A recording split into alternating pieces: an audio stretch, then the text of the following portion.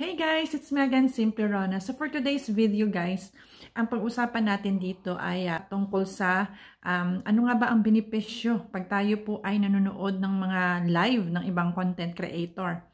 Actually guys, marami tayong benefits na makukuha doon, lalong-lalo na sa mga kapwa natin na content creator na nag-uumpisa pa lang, yung mga baguhan pa lang at yun nga is nagle-learn pa lang sila. Hindi pa masyadong alam ang pasikot-sikot dito kay Meta, no? Dito sa platform na Meta. So, bigyan ko kayo ng tips, guys, at ideas. So, eto guys, pag kayo po ay nanonood ng ibang mga live ng content creator, maraming benefits ang inyong makukuha. Una-una dito is engagement. So, kung kayo po ay nakikipag-comment, interact sa ibang mga commentator, no? So, pwede kayong doon guys, makipag-respond sa mga, kung meron kayong mga alam, kung anong mga experience ninyo, or naging experience ninyo, or kung anong naging problema ninyo, no? Pwede kayong makipag-interact doon sa mga ibang commentator. So, pangalawa dito is, marami kayong matutunan dito sa kay Meta, lalong-lalo na sa mga baguhan na, yun nga is, hindi pa masyadong alam, at yung sa iba na, nagka-problema sa kanilang mga account. Kasi guys, sa mga live, ang daming nag-i-inquire, ang daming nagtatanong, ang daming nag-share ng kanilang problema kasi si host may mga guests siya sa kanyang live, no?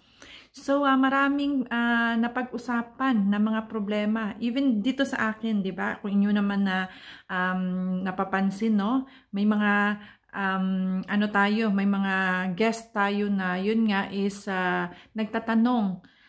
Meron silang problema sa kanilang account. So, sinasagot natin yung mga katanungan and at the same time, same kayo ng situation. So, alam ninyo kung ano ang dapat ninyong gawin kasi makaka-relate kayo. Sa iba naman na yun nga is hindi pa sila naka-encounter, at least in advance, alam na ninyo guys. Just in case na maka-encounter kayo ng same problem, alam na ninyo kung ano ang inyong gagawin. At sa iba naman na yun nga is nag-share sila ng kanilang mga na-experience, no, kung paano mapag-grow yung kanilang mga account, kung paano makakuha ng views, kung ano pang mga dapat gawin para ma-improve ang inyong mga pagre-reels, ang paggawa ng video, at yun nga kung paano pa ninyo mapag-grow ang inyong mga account, no? So dito matutunan din natin kung paano, kasi may mga may mga tips na binibigay. May mga guest tayo na yun nga is sinishare dito ang kanilang mga na-experience. So marami tayong ma-learn guys dito.